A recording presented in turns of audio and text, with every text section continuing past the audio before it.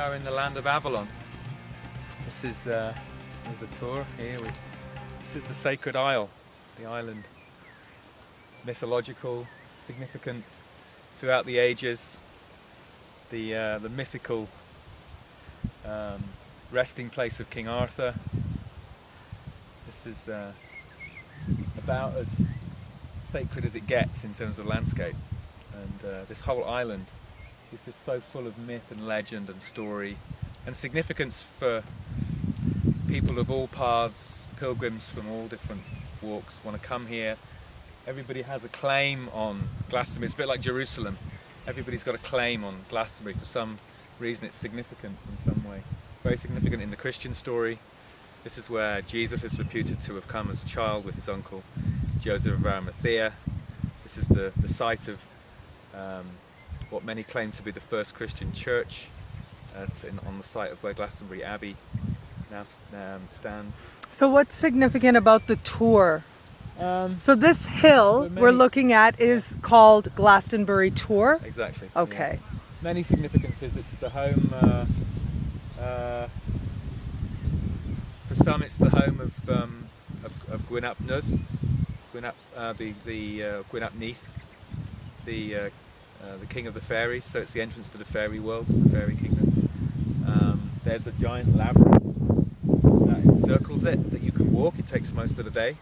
You can walk all the way around it in a labyrinth. Do a labyrinthine walk around it. Obviously, it has a tower on the top there, which used to be part of a Christian complex, like a small monastery. And it's St. Michael's Tower. It was dedicated to St. Michael, like many of the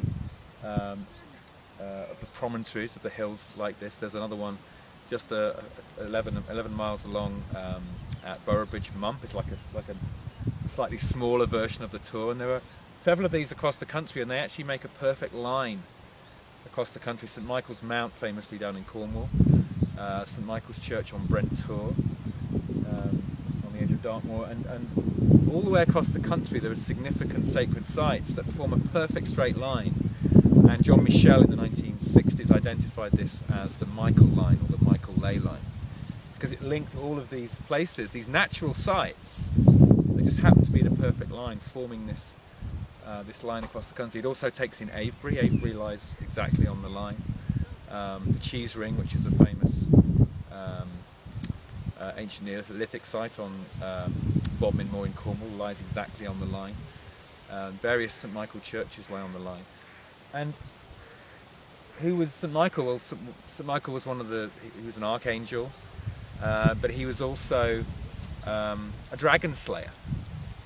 So here you've got in Christian mythology, like George, you have Michael.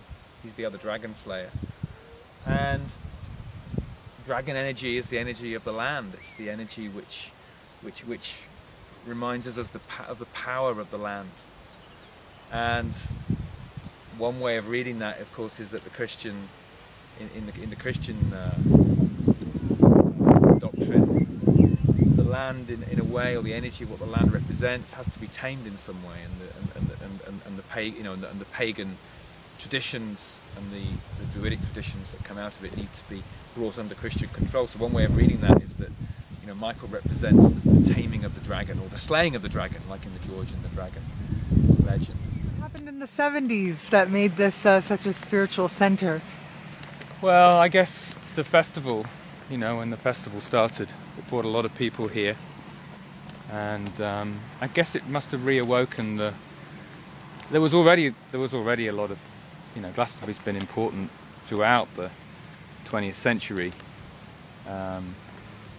The Chalice well, the development of the sacred of the area around Chalice well, and the Tor has always been venerated as a sacred place. But I think it's really probably only since the 60s, late 60s really, that Glastonbury became such a centre of pilgrimage. Its profile raised so hugely. I'm sure the festivals had a lot to do with that.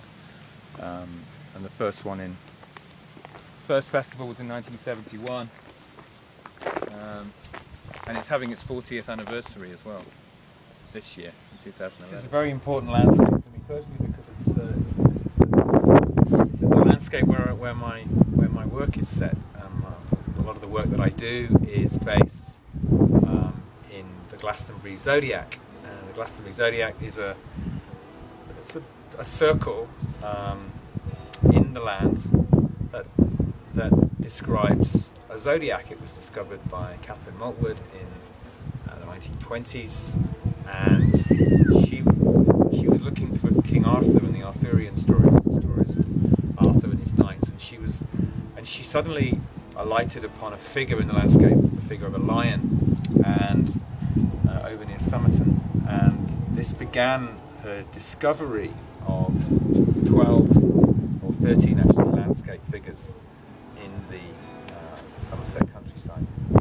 And this was then developed later by a woman called Mary Kane, and become known as, Catherine Moore called it the Temple of the Stars.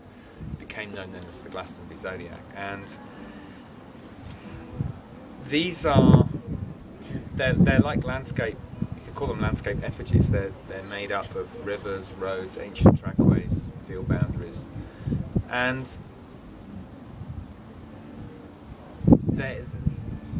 Catherine Maltwood believed that this zodiac was made by ancient people, by the ancient Sumerians who came, she believed, to Somerset and created this great sort of Temple of the Stars, as she called it. But another way of looking at it, the way I like to look at it, is that it's a kind of it's an invitation to the imagination here in the landscape, where the most extraordinary synchronicity can happen. And what we do each month, as we journey around the wheel of the year, we actually engage with each zodiac perspective. Part of that is we journey into the landscape figure, into the zodiac figure, and explore our life through the perspective of each sign, through its mythology, through its and also through the folklore of each place. I mean, when you go into these signs in the landscape, it's just full of the place names reflect the energy of the sign, the experiences that people have there, the local folklore.